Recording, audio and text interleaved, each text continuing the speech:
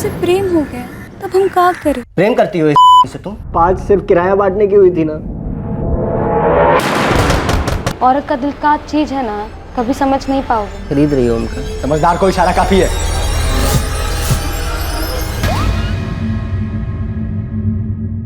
हा मी आता निघालो ते ऑफिसला यायला. हो संध्याकाळी मग नंतर तुला मी कॉल करतो, मग आपण तिथं स्टेशनच्या आसपास भेटूयात. चालेल? Okay bye bye.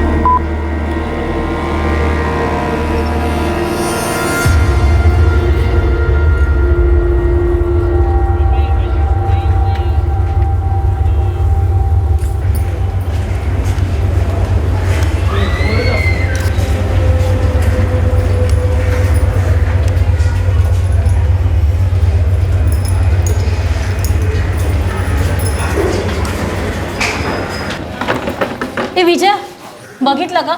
ये रंजीत के घर का दरवाजा कब से खुला ही है?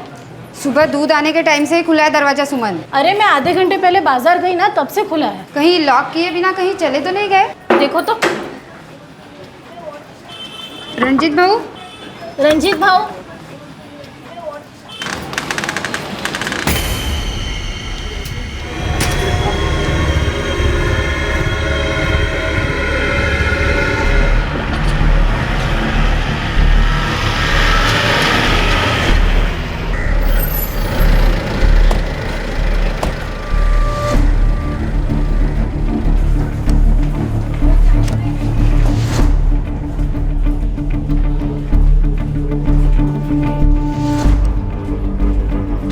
सर सांस नहीं चल रही।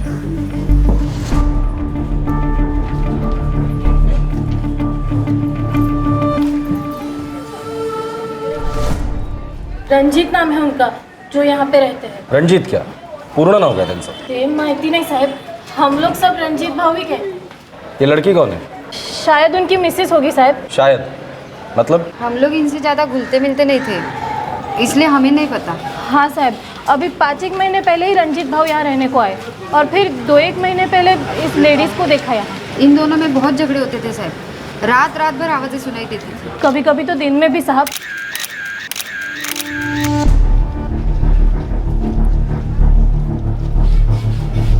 घर मालिक कौन है? प्रशांत बंसोड़े करके है, खजूरवाड़ी रहते हैं. ये रंजीत का मोबाइल नंबर है किसी के पास? कहाँ काम करता था पता है? कम से कम घर मालिक प्रशांत बनसोड़े का तो नंबर होगा किसी के पास. माझ्याकडे आहे साहेब, मैं अभी लाया. सर पूरे घर में ऐसा कुछ भी नहीं मिला जिससे लड़की की पहचान हो सके. कोई कार्ड कोई डॉक्यूमेंट कुछ भी नहीं. हाँ ये है.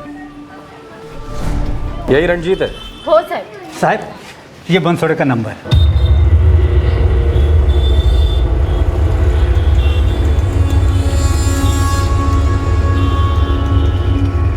हाँ हाँ सर, मेरा ही फ्लैट है और रंजीत ठाकुर को मैंने किराए पे दिया है। लफड़ा है क्या सर? आपके फ्लैट में रंजीत ठाकुर की पत्नी की डेड बॉडी मिली है। क्या बात कर रहे हो सर? और रंजीत ठाकुर तो वहाँ पे अकेला रहता था, उसकी पत्नी वत्नी नहीं थी। रंजीत ठाकुर का फ़ोन नंबर दीजिए और जितनी जल्दी हो सके रचना नगर पुलिस स्टेशन आ जाइए। और हाँ, रंजीत और अपने बीच हुए एग्रीमेंट की कॉपी भी लेकर आइए। आ जाता हूँ सर। आप रंजीत का नंबर लीजिए। सर, रंजीत का फ़ोन स्विच ऑफ है। पहले का एड्रेस उत्तर प्रदेश, हो साहब, यूपी। सिर्फ यूपी। पूरा एड्रेस कहाँ है? साहब खैर संगू, मैंने वो एग्रीमेंट ठीक से पढ़ा भी नहीं है। बस 5 महीने पहले मुझसे मिला, बोला कि यूपी से आया हूँ, फैक्ट्री में काम करता हूँ, रहने के लिए जगह नहीं है, तो मैंने किराए पे दे दिया। लेकिन अपनी पत्नी के बारे में उसने कुछ नहीं कहा था। ये घर का किराया लेने तुम जाते थे घर पर? नहीं नहीं नहीं, वो खुद दुकान पे आके देके जाता था। उसके बीवी का मोबाइल या और कुछ घर पर मिला था? नहीं सर, पूरा घर छान मारा, कुछ भी नहीं मिला। एक तो ये कच्चा आधा अधूरा एग्रीमेंट बनवाते हो, किराएदार के बारे में आपको कुछ नहीं पता। आपके फ्लैट में एक औरत की लाश मिलती है, कोई कहता है कि वो रंजीत ठाकुर की बीवी है, पर किसी को ये नहीं पता कि वो है कौन। ठीक है, आप जाइए, जरूरत पड़ेगी तो दोबारा बुला लूंगा। Thank you sir. उस रंजीत की फोटो है ना हमारे पास? हाँ सर, वो लड़की के साथ वाली। इसकी कॉपीज निकालो और एरिया में जितने भी फैक्ट्रीज है सब जगह घुमाओ।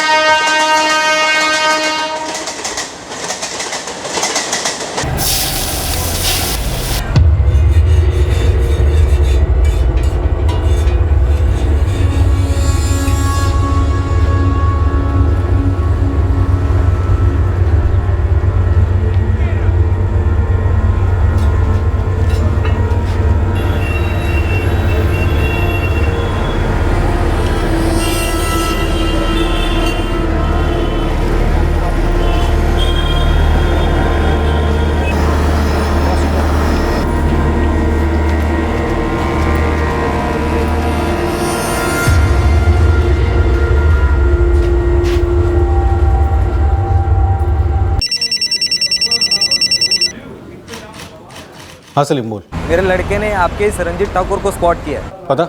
नूरानी लॉज, कमरा नंबर 4।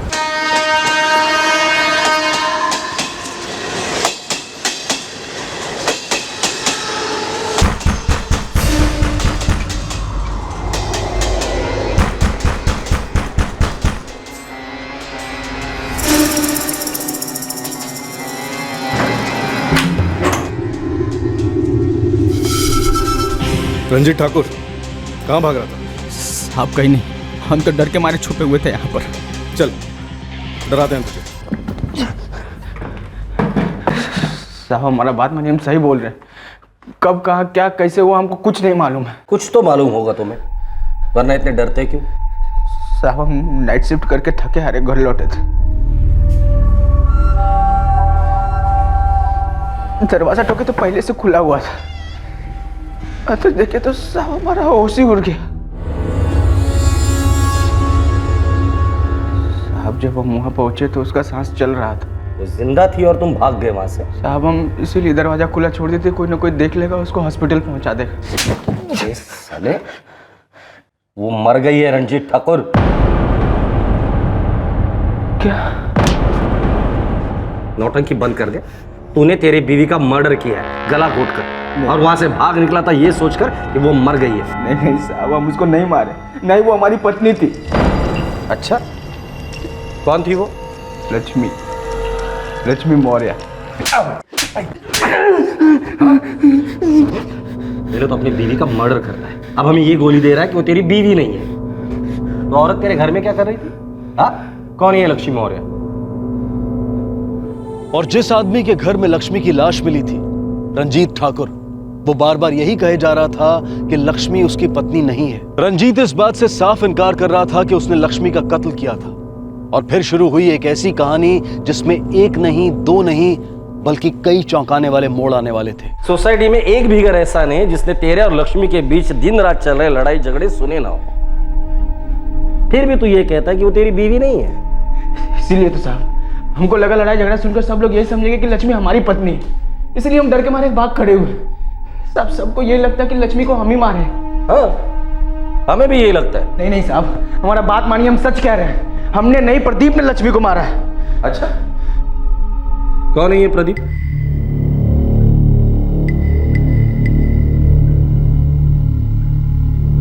कहाँ है प्रदीप? साहब उसको बगल वाले लॉन्ड्री में काम दिलवाया था। अब समझ में आ गया। कोलसे, इसने लक्ष्मी के पति प्रदीप को लॉन्ड्री में नौकरी दिलवाई और लक्ष्मी इसके साथ रहने लग गई। इसलिए प्रदीप चिढ़ गया और गुस्से में आकर उसने लक्ष्मी को मार डाला। करेक्ट? आप लक्ष्मी और हमारा प्रेम था, जबरदस्त प्रेम था, जो तूने उसे गला दबाकर मरने के लिए छोड़कर भाग गया था। साहब हम सच बता रहे हैं आपको, ये प्रदीप ने ही उसको मारा है। रंजीत ठाकुर, मेरे हिसाब से तेरा और लक्ष्मी का प्यार था, फिर भी तूने उसका गला दबाया। अब तेरे और हमारे बीच कोई प्यार वाला चक्कर तो है नहीं, तो अब तू सोच ले कि तेरे साथ हम लोग क्या क्या कर सकते हैं। जब तक सांसें चल रही है सच सच बोल दे। हम आपको सब सच सच बताते हैं। शुरू से शुरू कर, चल। साहब 8 महीना पहले हम परशुराम भैया के घर में एक कमरा किराए पर लिए थे। लक्ष्मी वहीं पर खाना बनाने का काम करती थी, हमारे ही तरफ की थी। वहीं पर उससे दोस्ती हुई थी। राम राम परसु भैया, बुलवाए थे क्या? अरे हाँ रंजीत, बुलाया था मैंने। अगले महीने तेरे खोली का एग्रीमेंट खत्म हो रहा है। अरे तो उसमें क्या परसु भैया, नए साल का एग्रीमेंट बनवा दो। देख, मेरे पास एक पार्टी आई हुई है, ज़्यादा भाड़ा दे रही है। कितना ज़्यादा? साहब उतना किराया देने में हम सक्षम नहीं थे, तभी लक्ष्मी मिली और उसको हमारी हालत समझ में आई।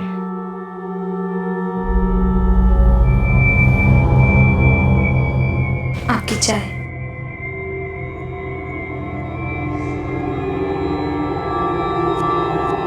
क्या बात है, कुछ परेशान लग रहे हैं।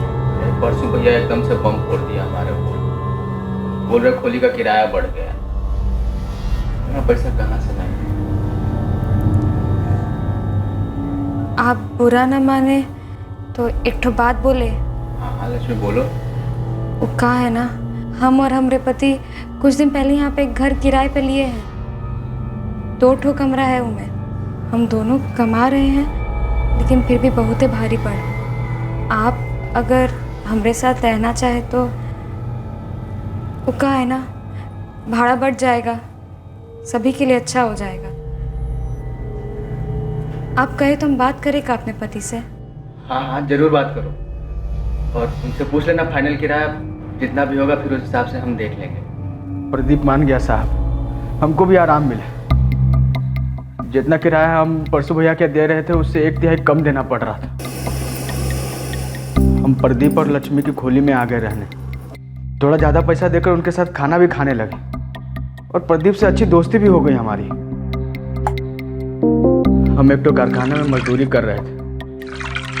प्रदीप एक हार्डवेयर की दुकान में काम करता था, और लक्ष्मी का खाना बनाने का काम चल रहा था। सब ठीक चल रहा था साहब, और फिर वो दिन आया साहब। उस दिन को तो आना ही था रंजीत। तूने तेरे नए दोस्त प्रदीप को धोखा दिया था, उसकी बीवी पर डोरे डाल रहा था। नहीं साहब, ऐसा नहीं था। लक्ष्मी भी हमको लव करती थी। हम दोनों के बीच पहले से ही कुछ था शायद, नहीं तो उसने भी हमको रोका होता।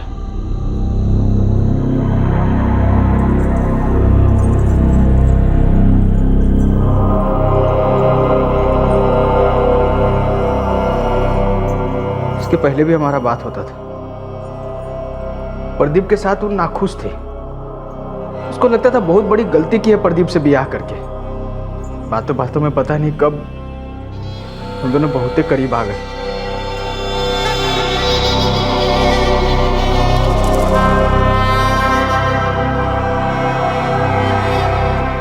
अगर प्रदीप को इस सब के बारे में पता चल गया ना,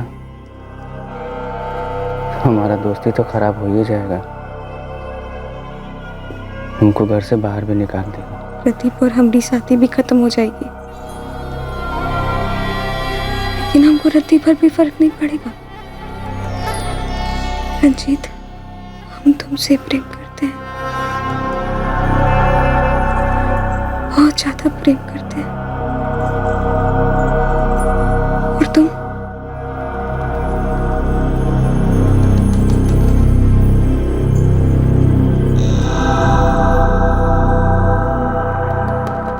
हम जब दोपहर में अक्सर घर आने लगे तो प्रदीप को शक हो गया था साहब, जिस बारे में हम दोनों को कुछ नहीं पता था। और फिर एक दोपहर को हमको रंगे हाथों पकड़ लिया।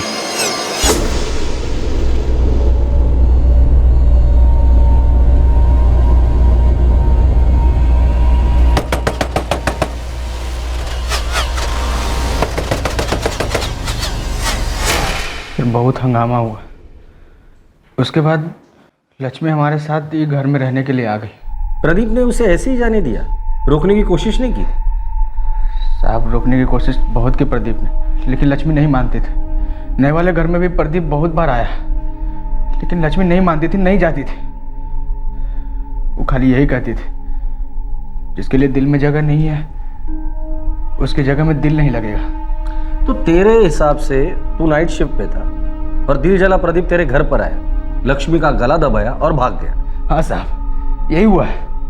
प्रदीप नहीं मारा है उसको। रंजीत ठाकुर ने कत्ल का सारा जिम्मा लक्ष्मी के पति प्रदीप चौधरी पर धकेल दिया था। क्या रंजीत झूठ की डोर से अपने बचाव की चादर बुन रहा था? अब तक जो पुलिस ने सुना था वो एक तरफा कहानी थी, रंजीत की जुबानी। जाहिर सी बात थी कि प्रदीप चौधरी का कहना कुछ और ही था।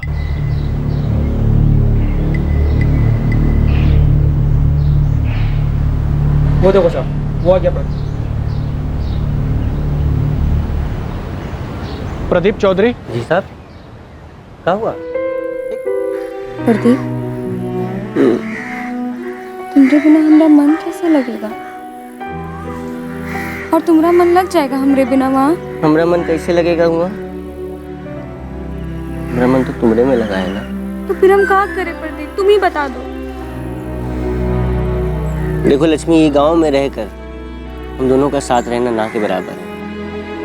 और जो अगर भाग भाग के शादी कर लिए तो भी लोग पकड़ के पीपल के पेड़ पे लटका देंगे। हम क्या कहते हैं, लटकाने दो। साथ जी नहीं सकते तो क्या हुआ, साथ मर तो सकते हैं ना। ना प्रदीप, हम कोई मरना वरना तनी को पसंद ना है, और हम छोटी जाति के हैं, तो इनमें हमारी क्या गलती? फिर तुमसे प्रेम हो गया, तब हम क्या करें? दो ही रास्ता है लक्ष्मी,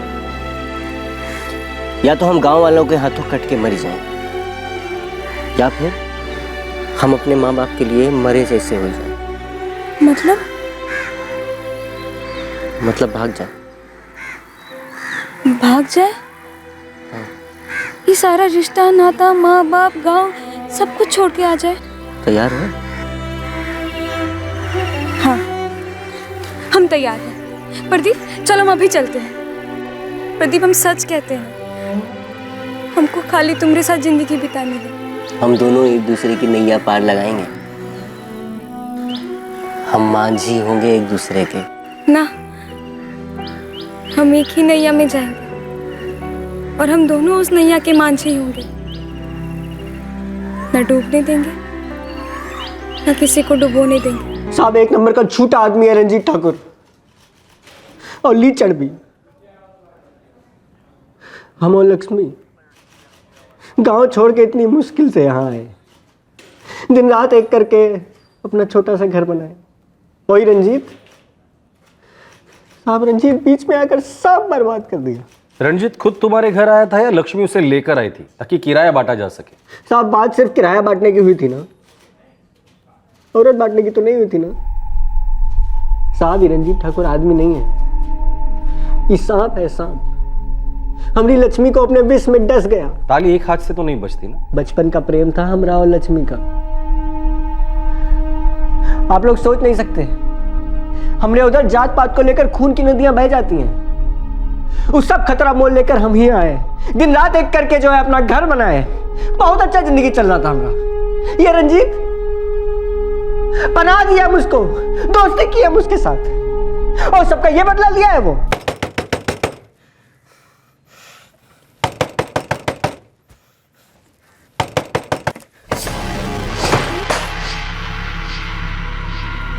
वाह रंजीत, वाह वाह, बहुत बढ़िया खेल खेले यार तुम, हैं? और तू लक्ष्मी, तू तो कहती थी कि दोपहर को इसलिए करावत है काहे कि सर में दर्द होवत है। तू इलाज करती है का? दरवाजा बंद करके गोद में सर रख के दवाई खिलाती है, मालिश करती है कि सर की? प्रदीप, ऐसा कुछ नहीं। भैया तुम तो कुछ बोलबे ना करो। देखो अब तक जो हो गया उनके बारे में हम कुछ नहीं कर सकते, लेकिन हाँ आगे से ऐसा नहीं होगा। भैया तुम अपना सामान वामान बांधो और निकलो यहाँ से, हो गया तुम्हारा बस। प्रदीप हमारी बात सुनो ना एक बार। क्या कहोगी तुम? प्रेम करती हो इससे तुम? और तू बहरा है का? तू का सुनाई नहीं देता है कुछ? अपना सामान उठाओ, निकलो यहाँ से, वरना हमारा हाथ उठेगा और की बार रुकेगा नहीं। कूच के रख देंगे तुमको, हम बता रहे हैं। निकलो, चलो। हमको लगा रंजितवा को भगा के सब ठीक हो जाएगा, पर हम भूल गए थे कुछ बीमारी ऐसा होता है जो टाइम के साथ और फैलता जाता है, और ई रंजीत नाम का बीमारी हमारी लक्ष्मी को लग चुका था। हम सोचे शहर बदल देते हैं, शायद उसका मन भी बदल जाए, पर बदल सिर्फ एक ही चीज रहा था साहब, हालात। पहले बदतर, फिर बद से बदतर।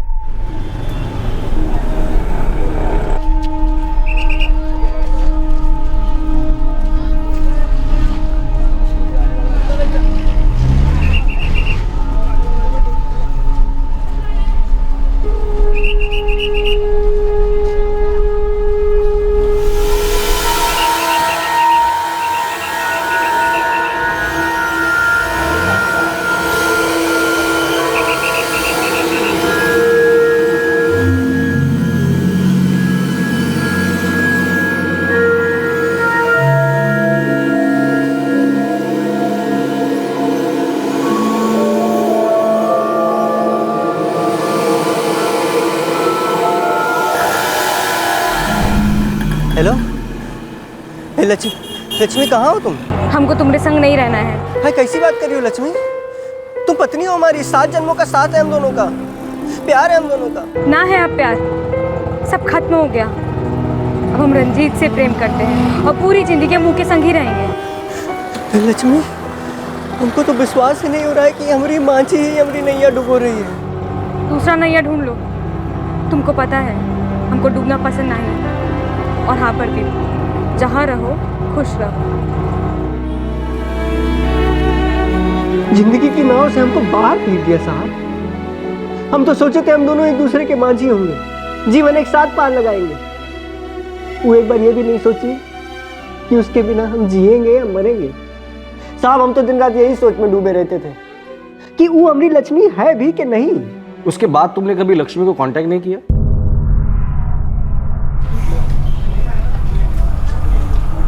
नहीं साहब, याला तर कधीच नाही बघितलं। और अगर यहाँ आता भी होगा, रहता भी होगा, तो हमें कुछ नहीं पता। मेरे सवाल का जवाब नहीं दिया प्रदीप। तुमसे अलग होने के बाद क्या कभी लक्ष्मी को मनाने तुम रंजीत के घर पर गए थे या कॉल किया था?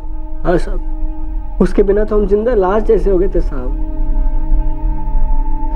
हम रोज उसे मिलने का कोशिश करते, फोन करते। हम डूब गए रे लक्ष्मी, कुछ नहीं हमारे पास। न किराया देने के लिए पैसा, न पैसा कमाने के लिए नौकरी, न नौकरी ढूंढने का ताकत।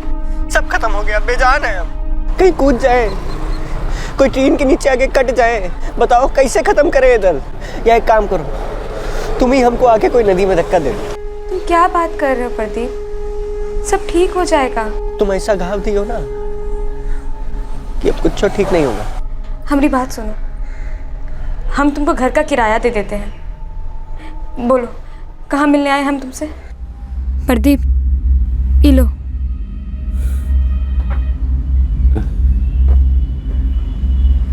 खरीद रही हो उनका? उनको लगता है ये पैसा लेके हम तुम्हारी जिंदगी से चले जाएंगे। प्रदीप तुम अपनी जिंदगी से खुद दूर हो रहे हो।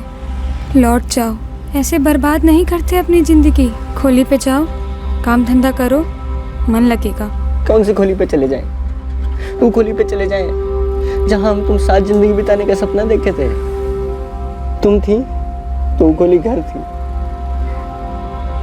तुम्हारे बिना ऐसा लगता है जैसे ईटा पत्थर बिछाया हुआ है बस।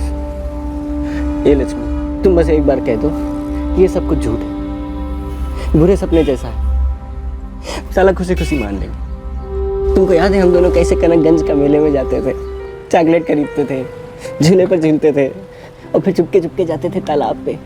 कितना अच्छा लगता था। याद है नहीं याद है? हे लक्ष्मी, हम दोनों साथ भाग के आए थे ना यहाँ। 1 साल हुआ है पर ऐसा लगता है जैसे पिछले जन्म का बात हो। से पिछला जन्म ही समझो प्रदीप, जो बीत चुका है वो हमसे नहीं हो पाएगा, और तुमसे हो जाएगा तो तुम हमारी आंखों में देखकर एक बार कहो, देखो आंखों में, कहो कि तुम हमको पूरी तरह भुला चुकी। देखो आंखों में देखकर बात करो सामने। कोनो फर्क नहीं पड़ा साहब। वो कमीना का पकड़ बहुत मजबूत था हमारी लक्ष्मी पे। हमको मालूम था वो हमको भुला नहीं पाएगी। प्यार था उनके दिल में, पर ये रंजीत जो है ये उस पर जादू कर दिया था साहब।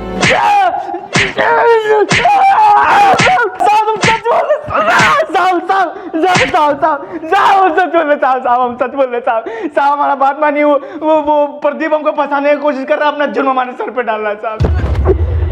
सुन, तेरा एक भी पड़ोसी ऐसा नहीं है जो ये कह रहा हो कि उसने कभी प्रदीप को तेरे घर आते देखा या जाते देखा है। साहब उनको तो ये भी नहीं पता कि लक्ष्मी का नाम लक्ष्मी। अब उनकी बात पे भरोसा नहीं कीजिए साहब। अच्छा, तो तेरे इस झूठ पे यकीन करें हम लोग? अब झूठ हम नहीं, झूठ प्रदीप बोल रहा है और जी रहा है। उसको चिढ़ था कि लक्ष्मी हमारे प्यार में पड़ गई। हमारे साथ वही करना चाहता था जो उसको लगा कि हमने उसके साथ किया। घर में घुसो और घर वालों के रिश्ते तोड़ दो। लक्ष्मी, तुम क्या कह रही हो? ये कैसे हो सकता है? काहे नहीं हो सकता है रंजीत, तुम भूल रहे हो वो आदमी से हम शादी किए थे, और वो तुमको भी तो मदद किया था ना जब तुमको जरूरत पड़ा था। ठीक है, तुम कह रही हो तो हम मान लेते हैं, लेकिन नौकरी लगते ही उसको यहाँ से जाना पड़ेगा। हम पहले ही बता रहे हैं तुमको। हाँ ठीक है।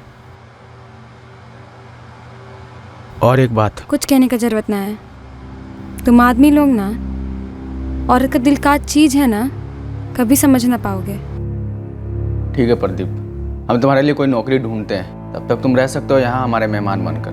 तुम्हें हमारे ऊपर एहसान किए थे, हम भूले नहीं हैं। शुक्रिया, हम भी ये एहसान कभी नहीं भूलेंगे। एहसान फरामोश निकला साहब। जब जब ड्यूटी से आते तो घर में ही पड़ा मिलता था और लक्ष्मी का माथा घुमाता रहता था। बहुत हाथ पैर मार के उसको लॉन्ड्री में नौकरी दिलवाए। नौकरी मिल गया उसको, कमाने भी लगा, लेकिन घर से जाने का नाम ही नहीं लेता था। कितने दिन रहा? पूरे 25 दिन। अभी 5 दिन पहले ही उसको घर से निकाले थे।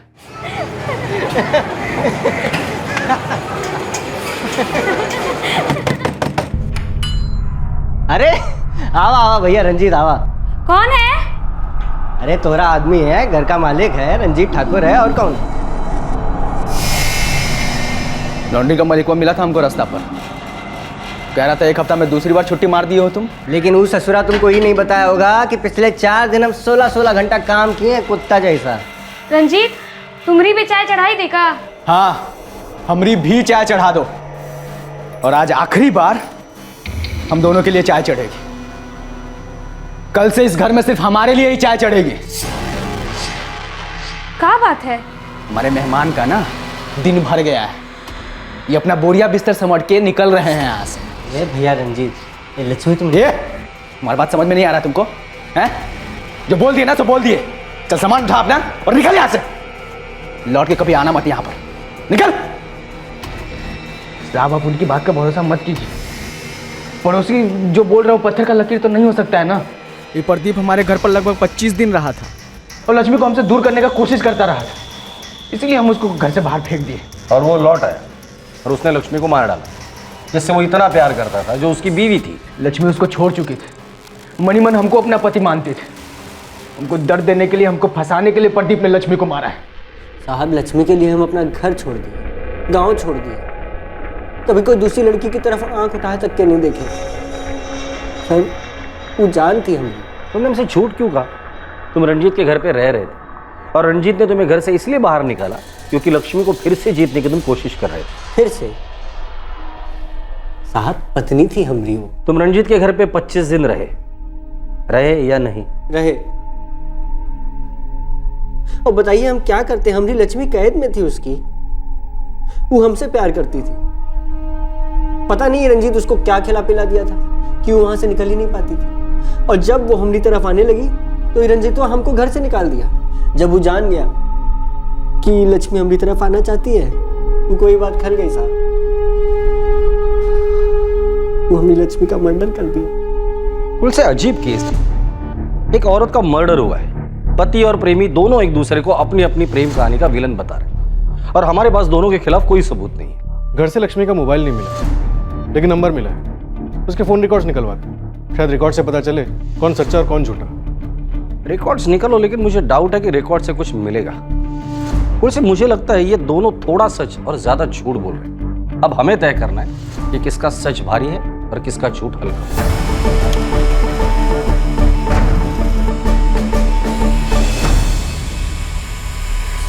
सर आप सही कह रहे थे, फोन रिकॉर्ड से कुछ भी नहीं मिला। लक्ष्मी इन दोनों से बराबर बात करती थी। इंस्ट्रूमेंट की लोकेशन क्या कहती है? इंटरेस्टिंग है सर, इंस्ट्रूमेंट की लोकेशन से हम खूनी तक पहुंच सकते हैं। थोड़े से जल्दी करो, मुझे किसी भी कीमत पे सबूत चाहिए। कुछ भी करो, लेकिन लक्ष्मी का मोबाइल ढूंढ निकालो। प्रदीप हुआ, साला काहे फंसा रहा हमको? हम फंसा रहे तुमको? हम तो अपनी लक्ष्मी के साथ एक चैन का जिंदगी जी रहे थे, जहर बन के तुम हमारी जिंदगी में आ गए। अरे कुछ बचबो किया था तुम्हारे बीच, हम बीच में घुसे हैं। अरे हम लक्ष्मी का सहारा बने थे, तुम सांप बन के रेंगते हुए हमारे घर में घुसे, फिर बेचारी लक्ष्मी के दिल में घुसे। वो बेचारी मासूम को कहाँ मालूम था तुम सांप निकलोगे। और तुमको कोनो अंदाजा भी है कितना गहरा प्रेम था हमारा और लक्ष्मी का? कितने सालों से साथ थे हम दोनों। और क्या हुआ उसके बाद? उसके बाद भी वो हमारे प्यार में पड़ गई। यही चीज तो हजम नहीं कर पा रहे थे तुम, और आज भी नहीं कर पा रहे हो। तुम दोनों के बीच का रिश्ता कब का खत्म हो गया था? कुछ खत्म नहीं हुआ था और ना कभी खत्म होगा। तुम हमारी और लक्ष्मी की जिंदगी बर्बाद किए हो ना, जब तक तुम बर्बाद नहीं हो जाते कुछ खत्म नहीं होगा रंजीत।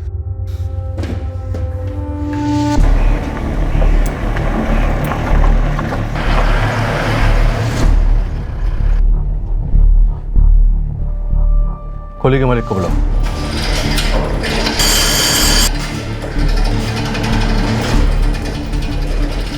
रणजित ठाकूर कधीपासून काम करतो इकडे? साहेब वो 7-8 महीने से काम कर रहा है साहब। ये रंजीत ठाकुर की काम पर आने की और यहाँ से वापस जाने की पूरी एंट्री रिकॉर्ड चाहिए मुझे, अभी के अभी।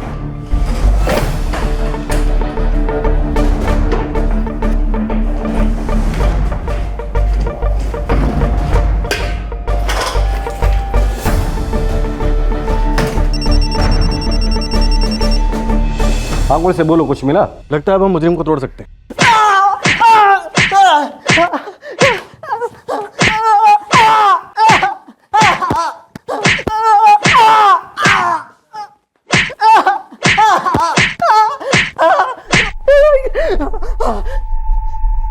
इसे पहचानता है? तेरी बीवी लक्ष्मी का फोन है, तेरे घर से मिला हमें। जब लक्ष्मी का कत्ल हुआ था तो रंजीत फैक्ट्री में काम कर रहा था और उसकी बदकिस्मती ये तभी वो घर पर पहुंचा, जिससे हमें ये लग रहा था कि खून उसी ने किया है। एक तीर से दो शिकार करने चला था तू। तेरी बीवी लक्ष्मी जिसे तू बेवफा समझता था, और दूसरा उसका प्रेमी रंजीत जिसे तू अपना प्रतिद्वंदी मानता था। जब लक्ष्मी हमको रंजीत के घर में बुलाई, जगह दी, तो हम समझ गए थे कि अभी भी उसके दिल में हमारे लिए जगह है। हमको लगा वो हमारे पास वापस आ रही है, हमको लगा हम उसको मना लिए। ऐसा कुछ भी नहीं हुआ था। काहे नहीं हुआ था साहब? वो हमारे साथ इतना बड़ा धोखा कैसे की है? हमारी पत्नी कोई पराये मर्द के साथ चली जाए और हम हाथ में हाथ धरे रह के बैठे रहे का? ना,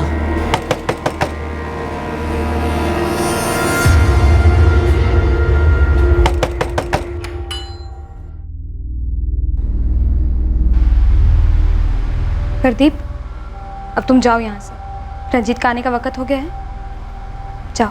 कितनी अजीब बात है ना, जो बात तुम हमसे कह रही हो ना, वो बात एक औरत अपने प्रेमी से कहती है, पति से नहीं कहती। रंजीत के साथ हमारा दिन रात झगड़ा हो रहा है। वो को लगता है कि हम फिर से तुम्हारे करीब आ रहे हैं। वो हमको धमकाया है कि अगर ऐसा कुछ हुआ ना तो उनको घर से निकाल देगा। तो बेशक निकाले। और वो होता कौन है तुमको धमकाने वाला? तुम हमारी पत्नी हो, अर्धांगिनी हो हमारी तुम। लक्ष्मी, हम तुम्हारे घर लौटने का दिन रात पागलों की तरह इंतजार कर रहे हैं। सब कुछ बुला के आ जाओ, हम लोग नए सिरे से जिंदगी शुरू करेंगे। तुमको समझ में नहीं आ रहा है, हम तुम्हारे पास लौटना नहीं चाहते।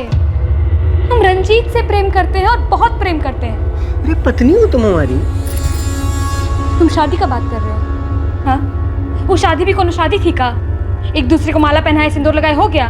और तुम कभी कोशिश भी किए एक अच्छा पति बनने का? तो हम अब कोशिश करेंगे, पूरा कोशिश करेंगे। हम दोनों ढंग से शादी करेंगे। हमको तुममें कोनो दिलचस्पी नहीं है और हमें जबरदस्ती मत करो तुम। जबरदस्ती? हम क्या तुम्हारे साथ जबरदस्ती? एक तो तुम्हारे वास्ते हम अपना घर बार, बिरादरी में हुक्का पानी, गांव अम्मा सब छोड़ कर यहाँ आ गए। तुमको मालूम भी है एक छोटी जात की छोकरी के साथ शादी करने का क्या मतलब हुआ था? मालूम है तुमको? क्या हाल होगा जब हमारा गांव जाएंगे? तब काट देंगे हमको सब। जबरदस्ती तुम की हमरे साथ, चिपक गई। एकदम सही कहे तुम।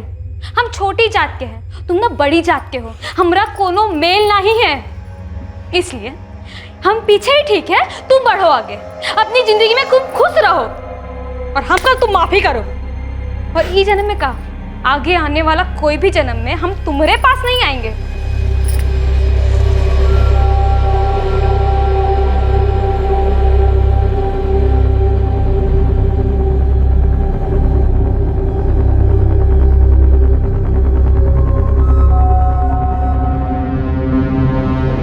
उस दिन जब हम वहां से निकले तो हम रास्ते में रंजीत को देखे। हम समझ गए कि वो घर ही जा रहा है। तब हमरे दिमाग में ये बात खनकी कि सबको शक उसी पर होगा जो बर्बाद किया हमारी जिंदगी, उसका जिंदगी भी बर्बाद होके रहेगा। वो पहले हमारी प्रेमिका थी साहब, फिर पत्नी बनी। हम उसके लिए जान न्यौछावर करते थे साहब। उनको हमारे साथ ऐसा नहीं करना चाहिए था। रंजीत ठाकुर, तुम जा सकते हो।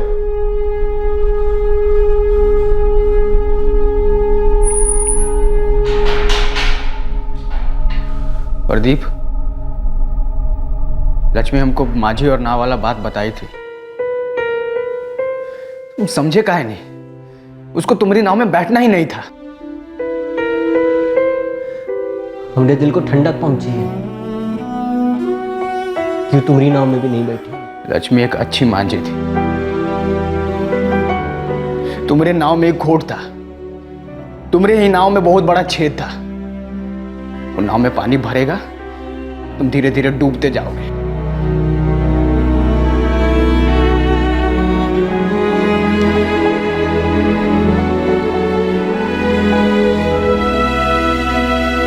तीन प्रेमी न सिर्फ प्यार में पड़े हुए बल्कि प्यार में जले हुए, आकर्षण की एक ऐसी आग से घिरे हुए जिसने उन तीनों को तबाह कर दिया। मशहूर हॉलीवुड अभिनेत्री लॉरेटा यंग ने कहा था, love isn't something that you find, love is something that finds you. यानी कि मोहब्बत ढूंढने से नहीं मिलती, बस मोहब्बत खुद ब खुद आपको ढूंढ लेती है। लेकिन जब ये मोहब्बत अलविदा कहे तब प्रेमी करें तो क्या करें? प्रेमियों के बर्ताव पर नैतिक टिप्पणियां करना उचित नहीं। मोहब्बत वाकई लोगों को दीवाना बना देती है, लेकिन अगर ये दीवानगी जुर्म की नाव पर सवार हो जाए और उस नाव को आगे बढ़ाने के लिए कत्ल को अपना चप्पू, अपनी पतवार बना ले, तो या तो ये नाव डूबती है या फिर एक ही मंजिल पर आ पहुंचती है, जो है कानून का घाट। इस कहानी में लक्ष्मी को भी दोषी मानना आसान है, शायद स्वाभाविक भी। वो प्रदीप के प्रेम में थी और दोनों काफी जोखिम उठाकर शहर भाग आए थे, घर बसाया था, और फिर लक्ष्मी को रंजीत से इश्क हो गया। इश्क पर कोई जोर नहीं होता। इश्क में पड़ना और किसी के लिए इश्क खत्म हो जाना ये कोई गुनाह नहीं है, ये एक स्वाभाविक इंसानी फितरत है। बेशक सामने वाले को दर्द होता है, लेकिन इस दर्द का इलाज जुर्म तो नहीं हो सकता, और कत्ल तो कतई नहीं। सबसे समझदारी इसी में है कि जो आपके साथ नहीं चलना चाहता उसे अपनी राह पर जाने दे। वो जिल्लत, वो दर्द, वो ठुकराए जाने का घाव समय शायद भर दे, लेकिन जुर्म कभी नहीं।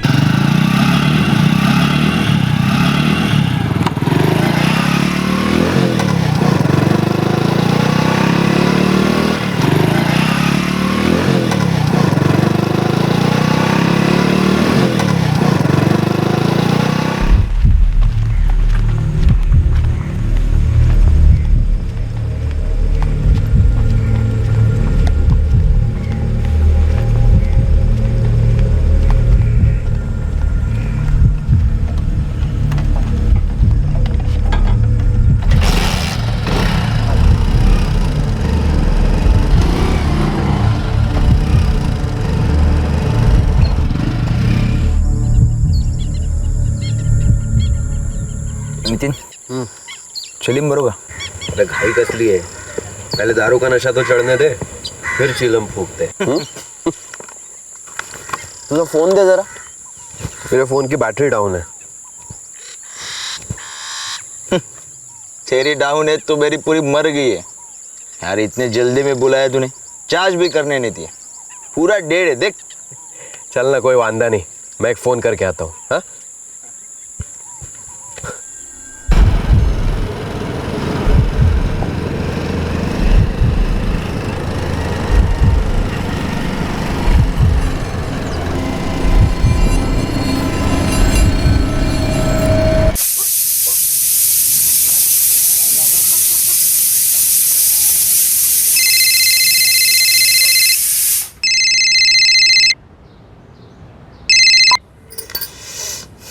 हाँ बोल नितिन. मनोज साथ है मेरे. मार दो उसे. फिर से एक बार सोच लो वैशाली, दोस्त है मेरा. पण माझा दुश्मन. जास्त विचार नको करू. मारून टाक त्याला. ठीक है.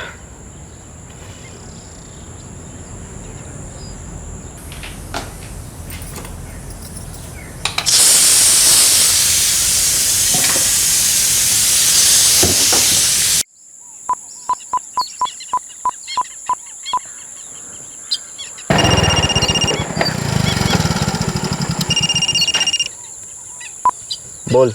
कुठे पोहोचलास? 5 मिनिट दूर हूँ. जल्दी है.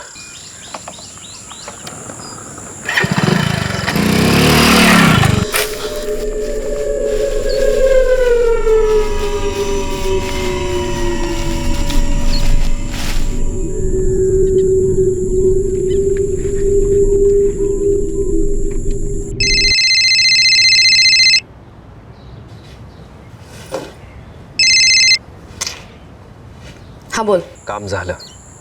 बर.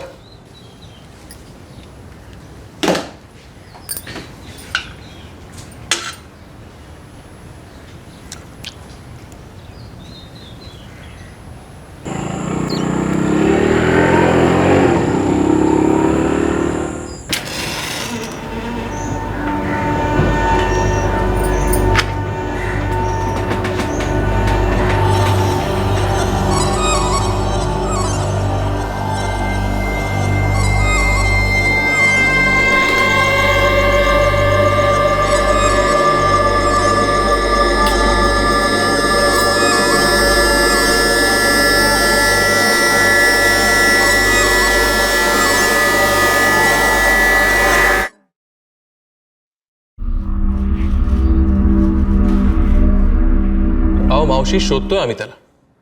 देखिए फोन रिकॉर्ड के हिसाब से 14 सितंबर को मनोज आप ही के काशीबाई चौल में था और उसके बाद से उसका फोन बंद आ रहा है. पण साहेब आज 2 दिवस झाले, मेरे भाई का अब तक कुछ पता ही नहीं चला. साहेब भले ही वो दिन भर बाहर रहता है लेकिन रात में घर आता ही आता है. दिन भर कहाँ होता है ये तो बताता नहीं होगा ना. काम वाम तो कुछ करता नहीं था. पूरी चौल में फेमस था गंजड़ी होने के लिए. दारू पी के दंगा करता था. हाँ साहब हम मना नहीं कर रहे हैं, लेकिन जैसा भी है आखिर है तो इंसान ही ना. और अब उसने ये सारे लफड़े काफ़ी कम कर दिए हैं. नौकरी पे भी जाने लगा है. मैं हात जोडता हूँ साहब, माझ्या भावाला शोधून काढा. अरे शोधतोय बाबा, लेकिन इन सब में टाइम तो लगता है ना. देखो जैसे ही हमें कोई खबर मिलेगी हम लोग आपको कॉल करके बता देंगे.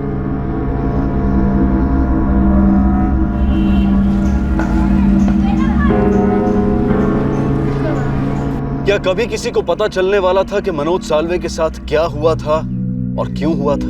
क्या कभी किसी को पता चलने वाला था कि मनोज के कत्ल से दरअसल एक चक्र अपने आप को पूरा कर रहा था? दरअसल मनोज साल्वे के मर्डर के बारे में तब सवाल उठे और जवाब भी मिले जब एक दूसरा केस अपना चक्र पूरा कर रहा था.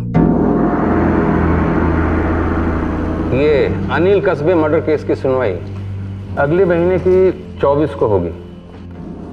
प्रोसिक्यूटर वाडेकर, पुलिस को इन्फॉर्म करो कि सारे अक्यूज्ड और विटनेसेस को 24 अक्टूबर को कोर्ट में पेश करें. Okay sir.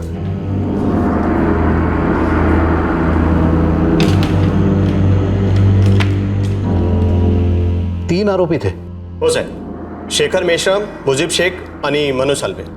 ये फाइल क्राइम ब्रांच को भेज दो और इंस्पेक्टर संदीप चिखलेकर से कहो कि 24 अक्टूबर को अनिल कस्बे केस की हियरिंग शुरू होने वाली है. सारे एक्यूज को इन्फॉर्म करे और ये भी देखे कि कोई एक्यूज्ड विटनेस पर दबाव तो नहीं डाल रहा है। सॉरी सर, एक बात पूछनी थी। अनिल कस्बे केस के इन्वेस्टिगेटिंग ऑफिसर तो तारदुर पुलिस स्टेशन के पीआई शिरके थे। हाँ मुझे मालूम है, लेकिन शिरके अभी छुट्टी पर है, तब तक संदीप चिखलेकर ही ये केस संभालेंगे। समझ ला सर।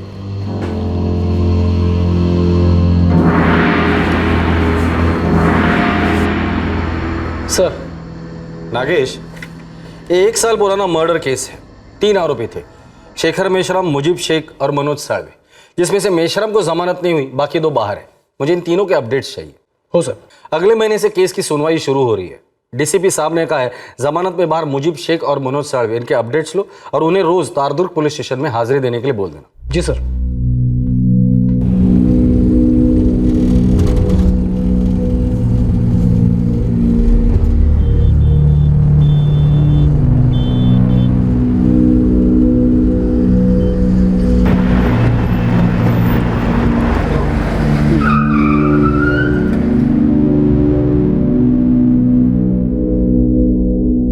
Barrack number 4। हाँ, बेल नहीं हुई उसकी। शेखर मेश्राम मिलना है उससे।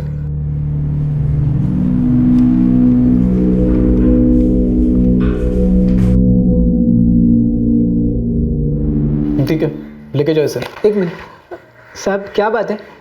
मेरी जमानत होने वाली है क्या? ना, तेरा केस ट्रायल पे आ रहा है, तैयार रहना। साहब मेरी बेल करवा दो ना साहब।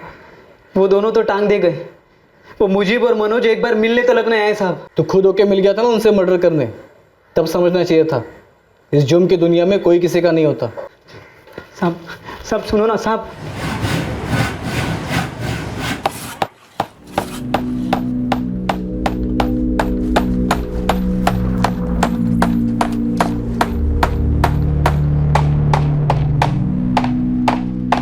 मुजीब शेख।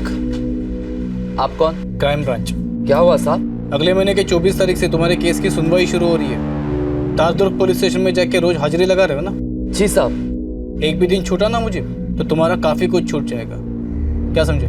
समझा साहब, समझा।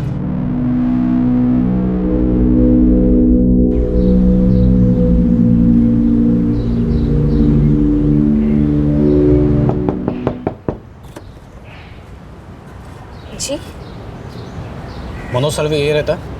हाँ, आप? Crime branch. मिल गया मनोज? कहाँ गया मनोज? साहब यही तो मैं रोज पुलिस स्टेशन जाके पूछती हूँ, लेकिन कोई कुछ कहता ही नहीं, बताता ही नहीं मेरा लड़का कहाँ है। आपके बेटे को पुलिस ढूंढ रही है। देखिए, अगले महीने मनोज के केस की सुनवाई है। उसे बोलो तारदुर्ग पुलिस स्टेशन में जाके रोज हाजिरी लगाए। अगर नहीं गया ना तो उसकी हालत बहुत खराब हो जाएगी। हालत तो आमची खराब है साहब। पिछले 2 हफ्तों से मनोज का कोई पता नहीं। पता नहीं क्या हो गया है मेरे बेटे को। लेकिन गुप्ते, उसका फोन 2 हफ्ते से ऑफ है। आप लोगों को और कोई भी सुराग नहीं मिला? डिटेल सारी निकाली थी नागेश। ये मनोज होटल में वेटर का काम करता है। 1 नंबर का गंजेड़ी और बेवड़ा इंसान है। कहाँ कहाँ नहीं ढूंढा उसे, लगता है फरार हो गया कहीं। फरार है तो खोद दो पूरा इलाका और उसका इतिहास भी, घसीट कर लेकर आओ इस मनोज को। सिर्फ 3 हफ्ते है हमारे पास। एक काम करो, मुजीब को उठा कर लेकर आ, उसकी बेल कैंसिल करने की एप्लीकेशन कोर्ट में डाल दो। नागेश, 24 अक्टूबर को इन तीनों को कोर्ट में सुनवाई के लिए हमें हाजिर करना ही है। साहब हम लोग हफ्ते में 1-2 बार बैठते ही बैठते थे। बैठते थे मतलब पीने के लिए? हाँ साहब, कभी कभी पीने, कभी चरस, कभी गांजा। आखिरी बार कब मिले थे? साहब हम लोग 12 सितंबर को मिले थे और उसके बाद 15 को भी मिलने वाले थे। अरे यार, बैठने को तो अपन कभी भी बैठ सकते थे, लेकिन आज नहीं। आज होटल में सॉलिड मारा मरी अपन की। 15 को बैठते हैं ना, छुट्टी है मेरी, मस्त हवा में उड़ेंगे। वो भिखारी गली का माल लेके आता हूँ मैं, मस्त कड़क। 15 को छुट्टी हो सकती है ना तेरे को? छुट्टी हो सकती है 15 को, मस्त चिल्लम मारेंगे, कबाब वबाब खाते हैं छोटू के यहाँ पे। ये बात 1 नंबर ना भवा, कड़क। 15 सितंबर को मैंने उसको कॉल किया था साहब, पर उसने अपना फ़ोन स्विच ऑफ कर रखा था। 10-15 कॉल मारे मैंने, फिर उसके घर पर चला गया तो उसकी अम्मी बोली कि 14 तारीख को घर पर लौटा ही नहीं। साहब उन्होंने पुलिस कंप्लेंट भी की है, उसके बाद कोई खबर नहीं। इसके अलावा मुझे कुछ भी मालूम नहीं साहब। मेरे को क्या मालूम साहब, मैंने बताया ना आपको, उनकी जमानत होने के बाद में एक बार थोबड़ा भी नहीं दिखाया उन्होंने मुझे। मनोज साल्वे और मुजीब शेख, आप लोगों की जमानत हो गई है, चलो। मनोज, तेरे आई ने पैसे दिए और मुझे तेरे अब्बा ने। साला मेरे माँ बाप के पास तो खाने तलक के पैसे नहीं है। यार तुम लोग बाहर जाके मुझे छुड़ाओगे ना यहाँ से? अरे ये क्या पूछने की बात है शिकर, बस 2-4 दिन इधर आराम से काट तू, हम लोग छुड़वाएंगे ना तेरे को। क्या मुझे? और नहीं तो क्या, चल बे। हाँ चल। यार मनोज, मुझे भूलना मत रे। अरे ऐसे भूल गए मेरे को जैसे कि कभी हम साथ थे ही नहीं। इतने महीने हो गए, रोज सोचता हूँ आ जाएंगे आ जाएंगे। ये मनोज अगर कहीं फरार होना चाहता हो तो तेरे हिसाब से कहाँ भाग के जा सकता है? नहीं साहब, मेरा मनोज मुझे छोड़कर कहीं भाग नहीं सकता। गर्दुल्ले और शराबियों का रिश्ता सिर्फ नशे से होता है। साहब वो इतना भी गया गुजरा नहीं था, कमाता था, नौकरी थी उसकी। अच्छा, अब का है नौकरी? कौन से शहर में? साहब अगर हमें पता होता तो हम यहाँ रोते हुए आपके पास क्यों आते? पिछले 2 हफ्ते से रोज थोड़ा थोड़ा मर रही हूँ अपने बेटे के लिए।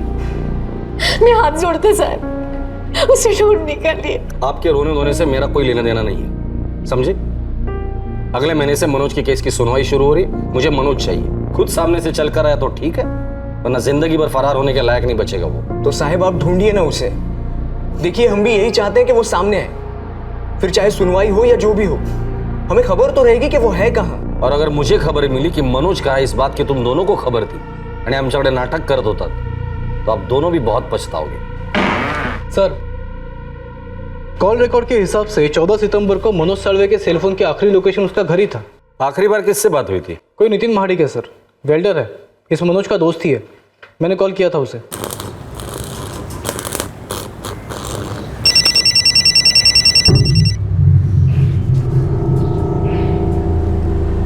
हेलो, इस नितिन महाडिक को अभी के अभी बुलवाया है मैंने।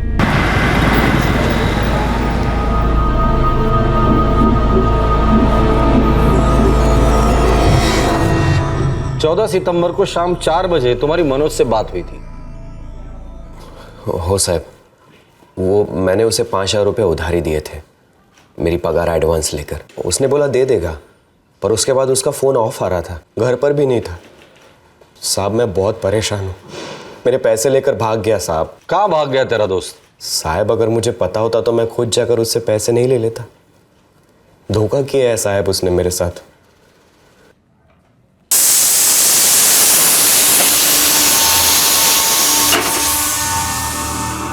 ठीक है, जाओ।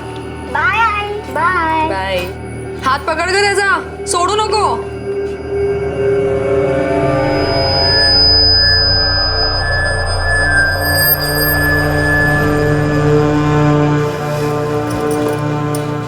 मैं सांगितलं होतं ना तुला कि अपने फोन से फोन मत करना। अरे दोस्त था मेरा वो, मुझे उसे मारने का मन नहीं था वैशाली। तो तुम्हें क्या लगता है मला हे सगळं करण्यात मजा आली? जाओ देना, जो हुआ सो हुआ। पुलिस को अभी तो कुछ नहीं मालूम और ना ही कुछ मालूम होगा। मनोज साळवे गायब हो गया हमेशा के लिए। अरे ऐसे कैसे गायब हो गया चिखलेकर? वो कोई बड़ा इंडस्ट्रियलिस्ट तो है नहीं कि बेल मिलते ही लंदन या दुबई फुर हो गया। जी सर, मैं तो सिर्फ स्टेटस अपडेट कर रहा था। सर मनोज 23 तारीख तक मेरी कस्टडी में होगा और 24 तारीख को कोर्ट में सुनवाई के लिए मैं उसे हाजिर करूंगा। मुझे तुम पर पूरा कॉन्फिडेंस है चिखलेकर, ये मनोज साळवे किसी भी हाल में मिलना चाहिए। जी सर। इस मुजीब के हलक में उंगली डालो, जरूर कुछ न कुछ तो उगलेगा। Yes sir. और हाँ, मनोज की माँ और भाई इन पर 24 घंटे नजर रख। नागेश, जिस मर्डर केस में ये तीनों आरोपी है उसकी चार्जशीट को पढ़ते हैं, शायद उसमें नक्शा होगा इस चर्सी के बिल का। जो सीधे रास्ते पर चल रहा है, ईमानदारी से 2 पैसे कमाने के लिए हाथ पैर मार रहा है, उसकी कोई परवाह नहीं है। लेकिन जो साला तेरी रत्ती पर भी परवाह नहीं करता, उससे तूने सिर पे बिठा के रखा है। राजा बेटा है ना तेरा वो परवाह करे ना करे, मैं उसकी परवाह करना कैसे छोड़ सकती हूँ? अरे आई है मी त्याची। तू तो आई है उसकी, लेकिन वो तेरा बेटा नहीं है आई। अरे बचपन से सिर्फ तकलीफ दी है उसने तुझे और मुझे भी। साला गांजे की चिलम में सारे रिश्ते नाते फूंक डाले उसने। अब भी पड़ा होगा किसी गर्दुल्ले के अड्डे पर, जाओ जाकर देखो।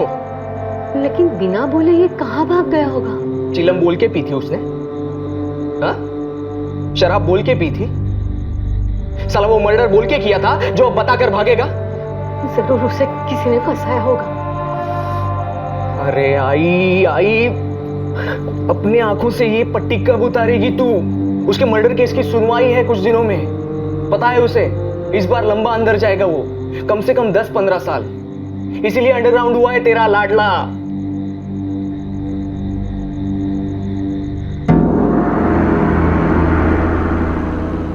मनोज साल्वे वाकई अंडरग्राउंड था, पर कहां और किस तरह उसे अंडरग्राउंड भेजा गया था ये सिर्फ वही जानते थे जिन्होंने उसे मारकर जमीन के अंदर दफन कर दिया था। क्राइम ब्रांच एक मर्डर केस में बेल पर छूटे एक आरोपी को ढूंढ रही थी। एक मां अपने बेटे के लौटने का इंतजार कर रही थी। एक दोस्त को ग्लानि हो रही थी कि उसने ना चाहते हुए भी एक दोस्त का कत्ल कर दिया था, और उससे कत्ल करवाने वाली औरत इस बात पर अटल थी कि मनोज साल्वे को मार डालने के अलावा और कोई चारा नहीं था। कौन से अधूरे चक्र की सच्चाई बयां होने वाली थी? कौन से राज का पर्दाफाश होने जा रहा था? सर, ये अनिल कस्बे मर्डर केस की चार्जशीट है, तारदुर्ग पुलिस स्टेशन ने फाइल की थी। ये तीनों, मनोज साल्वे, मुजीब शेख और शेखर मेश्राम, ये मुख्य आरोपी थे। 2014? Yes sir, 2014।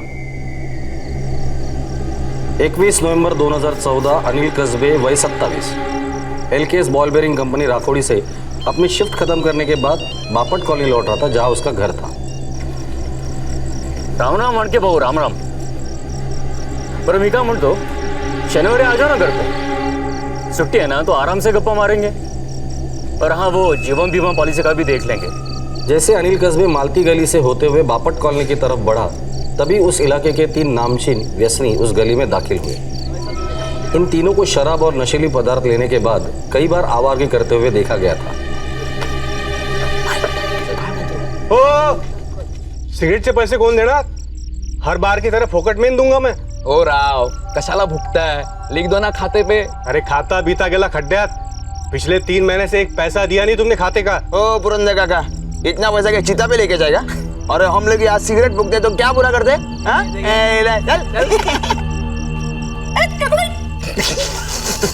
मनोज, शेखर, बघा रे, संत मानुस, सीधा काम से घर, मेहनत की कमाई अपने बीवी के पैरों पर रखने वाला संत आदमी। रोज यहाँ से जाते वक्त फोन पे फुसफुस फुसफुस चालू रहता साले का। कोई रंबा उर्वशी मेनका होंगे साले के खोपचे में। ए चल, उसकी मोबाइल वाला आइटम देखते। Hello darling. What is the name baby? काय नाटक है? मेरा फोन दो। फोन काट दिया। अरे शर्मा नहीं। ले फोन। अरे फोन दो मेरा। ले बोल ले। अरे क्या कर रही है? ले देखो, मैं पुलिस में शिकायत करूंगा तुम्हारी। बच्चा भड़क गया, अभी तो फोन देना पड़ेगा। ले ले ले ना, अभी ले। ले, अजीब सैंपल है, देता हो तो लेता नहीं, फिर बोलता है देता नहीं। ले ले ले टॉमी, ले ले ले ले ले ले ले। इन लुक्खों का ना रोज का भंका सही है, चर्सी 1 नंबर के। इन सालों को कोई जेल में नहीं डालता, लफंगे साले। मस्ती मत करो यार, क्या करोगे? मैं सच में पुलिस में जाऊंगा। अरे भाऊ भड़कला आता फोन द्यावा लागणार। ये ना ये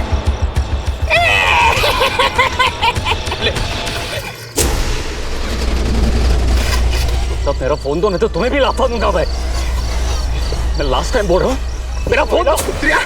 भला मारलस तू।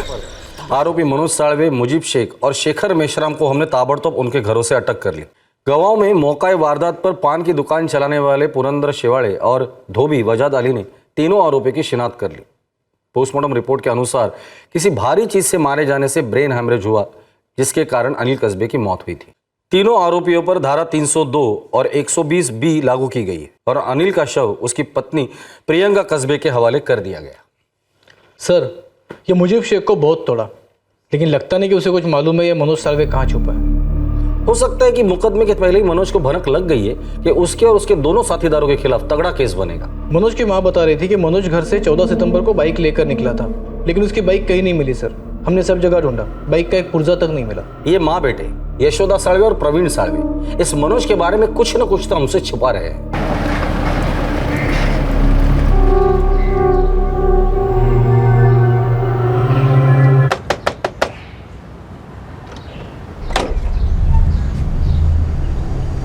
मनोज को कहाँ छुपा कर रखा है? मैं उसे कहाँ छुपा के रखूंगी साहब? खोटा कशाला बोलू साहब, इस मेरे भाई ने हम दोनों का जीना मुश्किल कर दिया। इसलिए तुमने उसे गायब तो नहीं किया ना प्रवीण? क्या साहब, फिर उसमें और मुझ में क्या फर्क रहता है? एक बात मेरी ध्यान से सुनो, अगर 24 तारीख को मनोज कोर्ट में हाजिर नहीं हुआ तो उसे भगोड़ा घोषित किया जाए और भी तगड़े चार्जेस लगेंगे उस पर। उसके बाद अगर हम लोग उसे पकड़ते हैं या वो अपने आप को सरेंडर करता है, बेल तो होने से रहेगी उसकी। जितने साल मुकदमा चलेगा उतने साल जेल में सड़ेगा, सालों लग सकते हैं। चाहे जितने साल लगते हो लगने दो साहब, अब की बार मैं उसकी जमानत नहीं कराऊंगा। आणि तू पण ऐकून घे, खूप झालं आता। इस बार तेरे ये आंसू मुझे नहीं पिघलाएंगे। मैं अब थक चुका हूं, बस।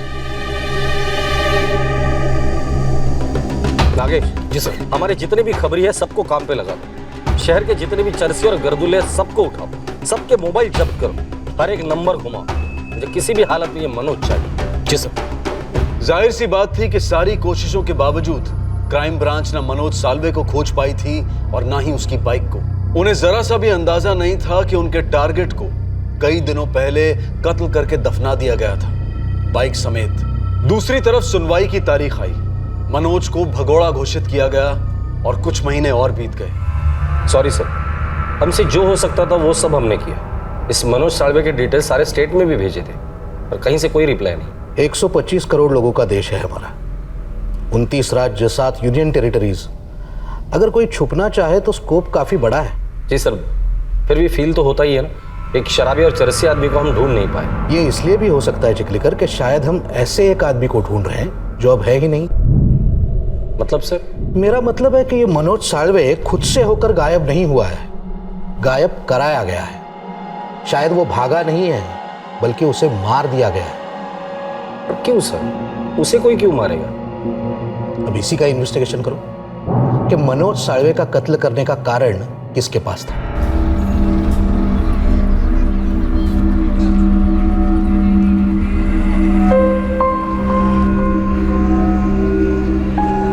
कशी आहेस वैशाली? बरी आहे। सोहम दिशा कशा आहे? First class. अपने नितिन को अच्छा जॉब मिल गया, सेट हो गया ना वो तो? हो। और तुम? चाललंय आपलं। नीलेश, तुमसे कुछ कहना था। बोल ना वैशाली। Thank you. येते मी।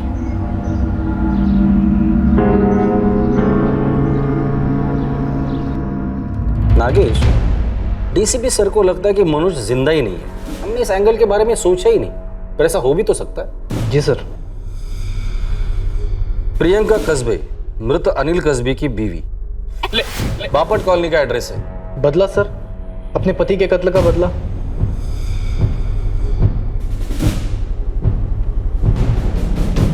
हाँ सर, मैंने भी सुना है उस मर्डर के बारे में, लेकिन हमें यहाँ आके 1 ही साल हुआ है। या पुराने लोगों में से कोई है जो उसके बारे में बता सकता है? हाँ, वो उषा ताई है ना, वो आपको सब बताएगी। अगदी देवासारखा माणूस होता बघा, मगर उन लड़कों ने बड़ी बहरेमे से मार डाला उसको। उसकी बीवी प्रियंका कहाँ है? वो मर्डर के बाद अपने बेटे को लेकर यहाँ से चली गई। कहाँ? बता कर तो नहीं गई, पता नहीं कहाँ चली गई। आपके पास नंबर है उसका? वो आहे ना, मेरे मोबाइल में है, लेके आती हूँ। सर ये नंबर एग्जिस्ट नहीं कर रहा। मोबाइल सर्विस प्रोवाइडर को कांटेक्ट करो और इस नंबर के पुराने डिटेल्स निकालो, शायद कुछ लीड मिल जाए। जी सर। और हाँ, IMEI नंबर भी मंगाओ। हो सकता है प्रियंका ने नंबर चेंज किया हो, पर इंस्ट्रूमेंट शायद वही हो। सर IMEI नंबर ट्रैकिंग पे डाल दिया है, लेकिन कॉल रिकॉर्ड से एक अच्छी लीड मिली है। कौन है? कोई अरविंद खरे, गिफ्ट शॉप चलाता है। ये प्रियंका कस्बे इसके यहाँ पे काम करती थी। हस्बैंड के ऑफ होने के बाद वो अकेली पड़ गई थी, 4 साल का बच्चा भी संभाल रही थी, इसलिए यहाँ के पगार में उसका कुछ हो नहीं रहा था। अब प्रियंका कहाँ है, कुछ पता है? मैं उसके टच में नहीं हूँ साहब। उसका पुराना नंबर भी चेंज हुआ है। मैंने तो उसका पुराना नंबर भी शायद डिलीट कर दिया है। एकदम कट टू कट आदमी हूँ। और कोई यहाँ काम करता है जो अभी भी उसके टच में हो? नागपुर। नागपुर? नागपुर साहब, वो नागपुर शिफ्ट होने की बात कर रही थी, तब मैंने मेरे उधर के एक दोस्त का नंबर उसको दिया। उसको उसकी साड़ी के शोरूम में एक सेल्स गर्ल चाहिए थी। अब पता नहीं साहब कि प्रियंका ने उसको कांटेक्ट किया या नहीं। वो हम पता कर लेंगे। आपके पास नागपुर वाले दोस्त का नंबर तो होगा ना?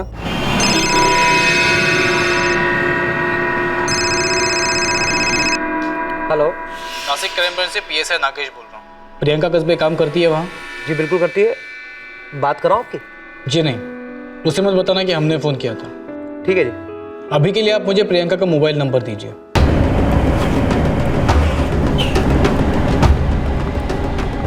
सर, प्रियंका कस्बे के नए मोबाइल नंबर के कॉल डिटेल्स शाम तक मेल पे आ जाएंगे। पहले मिलते हैं उसे फेस टू फेस, देखते हैं कितनी देर तक आंखों में आंखें डालकर बात करती है और कब आंखें चुराती है। मनोज साळवे नाम है उसका। ये नाम सुना था पुलिस के मुंह से। वो उन तीनों में से एक है ना? जी, मनोज को जमानत मिल चुकी है। क्या ये बात आपको पता है? नहीं पता सर, और जानकर भी मैं क्या करती। आखिर दर्द से किसी को जमानत मिलती है क्या? बिल्कुल सही कहा आपने, तकलीफ से भी कहाँ जमानत मिलती है। वैसे इतने छोटे बच्चे को लेकर यहाँ अकेली काफी मुश्किल हुआ होगा ना? कोई रहता है क्या यहाँ आपका? नहीं, यहाँ कोई नहीं रहता। तो आपका बेटा कहाँ रहता है? जब अनिल को मार दिया गया था तब मेरा बेटा सिर्फ 4 साल का था। मैं अकेले यहाँ नागपुर में उसकी देखभाल नहीं कर पाती थी, इसीलिए मैंने उसे नासिक में छोड़ दिया, मेरी ननद के पास। नासिक में कहाँ? वो MK रोड के पीछे ऋषिकुल कॉलोनी है, वहां रहती है। वैशाली महाडिक नाम है उनका। वैशाली महाडिक, वैशाली महाडिक।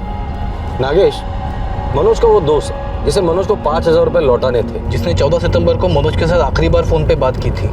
मैंने उसे 5,000 रुपए उधारी दिए थे, मेरे पैसे लेकर भाग गया साहब। नितिन महाडिक। वैशाली महाडिक? नितिन महाडिक। सर, कनेक्शन बन रहा है? हो भी सकता है, ऐसे भी हो सकता है कि सिर्फ सर ने मैच कर रहे हो। एक काम करो, खबरियों को काम पे लगा दो, नितिन महाडिक की पूरी कुंडली निकालो।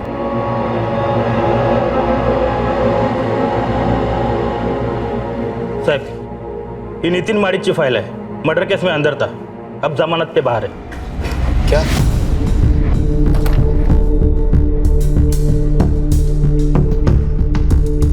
सर, मैंने अंजेवाड़ जेल के साथ कंफर्म किया है। ये नितिन महाडिक मनोज साळवे, मुजीब शेख और शेखर मेश्राम के साथ ही बराक नंबर 4 में था।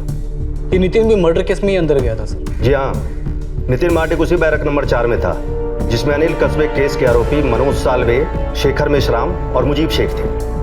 सर, ये नितिन माडिक 2015 में बेल पे छूटा, फिर उसकी शादी वैशाली महाडिक के साथ हुई। कनेक्शन तो बन रहा है सर। खबरियों से न्यूज आई है ये? जी सर, बेस्ट खबरियों को काम पे लगाया था। अनिल कस्बे की बहन वैशाली, उसका पति नितिन महाडिक मनोज साळवे का दोस्त है, और इसी नितिन ने आखिरी कॉल किया था मनोज को, और यहाँ आके बता रहा है कि मनोज उसके 5,000 रुपए लेकर भाग गया। अब कनेक्शन बन रहा है। बस ना? तब मी बघतो।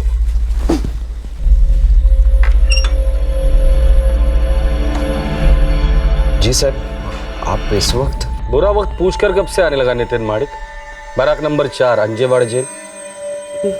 काय झालं साहेब? हुआ तो बहुत कुछ है, अब सिर्फ पता ये करना है क्या इत्तेफाक था और क्या साजिश थी। साहब, लक बाय चांस हुआ है। मनोज तो मेरा बहुत अच्छा दोस्त है, अब मैं आपको कैसे बताऊं? सीधे सीधे बता दे, वरना बुलवाऊंगा। देखो, हमें यकीन तो नहीं, लेकिन शक है कि मनोज साळवे अब जिंदा नहीं है, और उससे भी गहरा शक ये है कि तुम दोनों को पता है कि उसके साथ क्या हुआ, कब हुआ, कैसे हुआ और क्यों हुआ। शायद तुम दोनों को सब कुछ पता है। अरे साहब, मैंने बोला ना, मुझे मनोज के बारे में कुछ भी नहीं मालूम। ऊपर से वो मेरे 5,000 रुपए लेकर भाग गया है।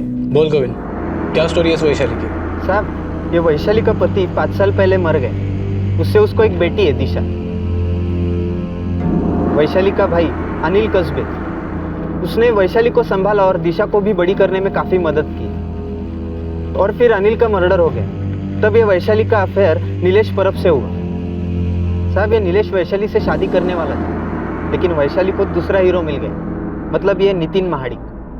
साहब, ये नितिन वैशाली के पहले पति का दोस्त है।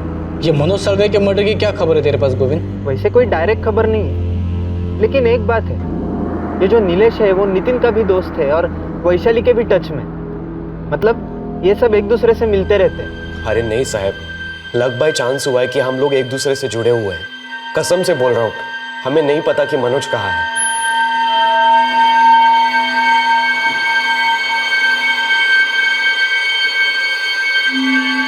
बोला कबूल केला त्याने?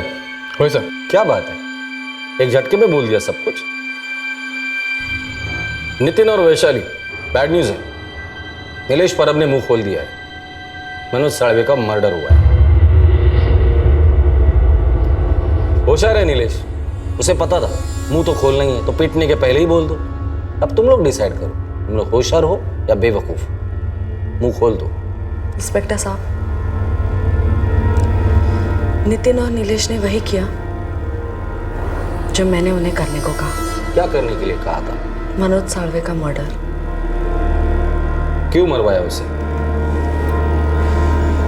मेरे पिता समान अनिल दादा को मार दिया उसने. क्यों? ऐसे टाइम पास में.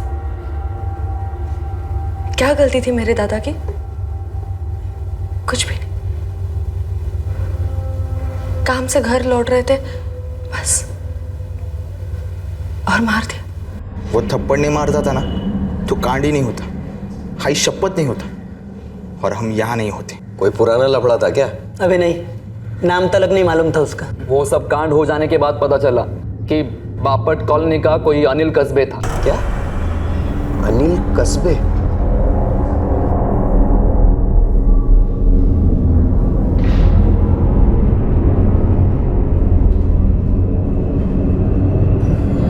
काय रे? काय झालं? वैशाली, तेरे अनिल दादा के साथ जो हुआ, क्यों हुआ ऐसे? माहित नहीं रे. मेरे सीधे साधे अनिल दादा को इतनी बुरी तरह से मार डाला. क्यों? क्या मिला उन्हें मेरे अनिल दादा को मारकर? वैशाली, मैंने तेरे से एक बात छुपाई है. मैं जब जेल में था, वो तीनों भी जेल में थे जिन्होंने अनिल दादा का मर्डर किया. हम लोग एक ही बारात में थे. बहुत अच्छी दोस्ती हो गई थी हमारी. क्या? होगा. और जिसने अनिल दादा को पत्थर मार के मार दिया, वो मनोज सालवे. उसकी और मेरी बहुत अच्छी दोस्ती बन गई है. ये इत्तेफाक नहीं था साहब, साजिश थी. मेरी नहीं, मेरे तकदीर की. तकदीर ने ही मुझे यह मौका दिया. मेरे दरवाजे पर दस्तक दी. बोली कि ये ले वैशाली, तुझे एक मौका दे रही, ले ले अपने भाई की मौत का बदला, पूरा कर दे अधूरा चक्र. मेरा शिकार मनोज साळवे बेल पर छूटा था, और मेरे पास एक हथियार नहीं, दो हथियार थे. नितिन और नीलेश.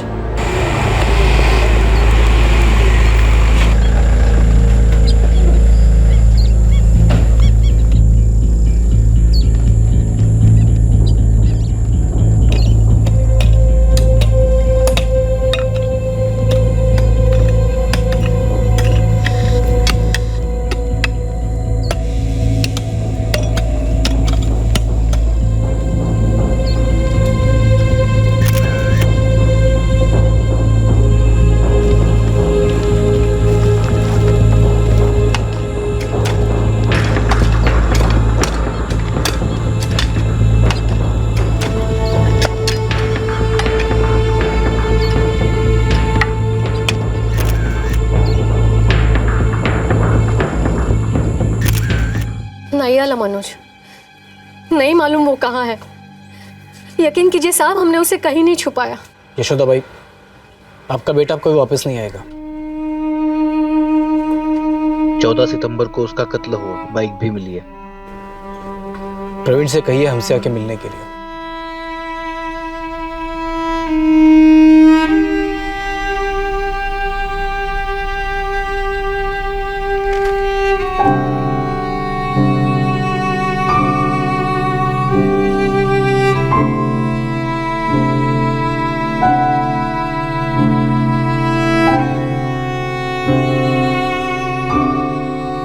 ये चक्र पूरा करना जरूरी था वैनी.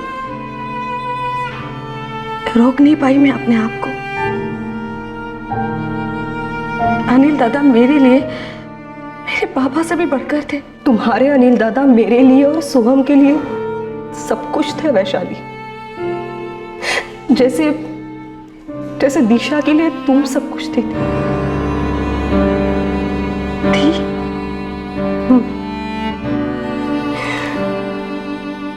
मैंने अपने पति को खोया, सोहम ने अपने बाबा को, तुमने अपने भैया को खोया और दिशा ने अपनी माँ को।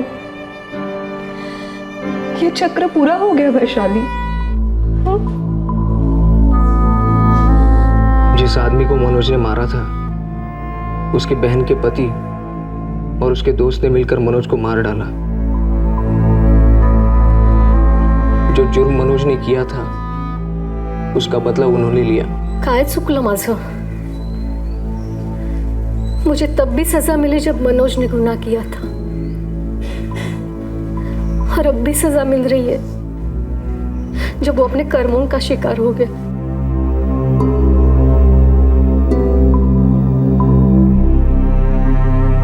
न्याय हर पीड़ित का अधिकार है, पर क्या प्रतिशोध न्याय हो सकता है? क्या प्रतिशोध उस चक्र को पूरा कर सकता है जो जुर्म से मिली हुई पीड़ा को मिटा सके? जी नहीं, बिल्कुल नहीं। प्रतिशोध अपने साथ नई पीड़ाएं लाता है और अन्याय का सिलसिला बढ़ता जाता है।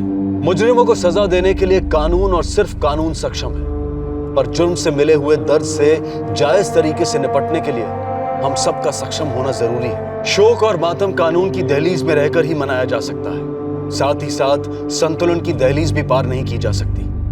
बदले का जुनून कभी सुकून नहीं दे सकता। वैशाली की बेटी अब प्रियंका के साथ नागपुर में रहती है, जहां प्रियंका अब अपने बेटे सोहम को भी संभाल रही है। वैशाली नितिन और नीलेश पर आईपीसी की धारा 302 के तहत हत्या के लिए, धारा 201 के तहत सबूत मिटाने के लिए, धारा 364 के तहत कत्ल के इरादे से बंदी बनाने के लिए और धारा 34 के तहत कॉमन इंटेंशन के चार्जेस लगाए गए हैं। तीनों फिलहाल जुडिशियल कस्टडी में हैं। कल रात आपसे फिर मुलाकात होगी एक नए केस के साथ सीआईडी के एपिसोड के बाद। तब तक सुरक्षित रहें, सतर्क रहें और देखते रहें क्राइम पेट्रोल सतर्क। सबक एक को सीख हम सबको। जय हिंद। इस तरह के और भी एपिसोड देखने के लिए हमारे चैनल को सब्सक्राइब करें और बेल आइकन दबाना ना भूलें।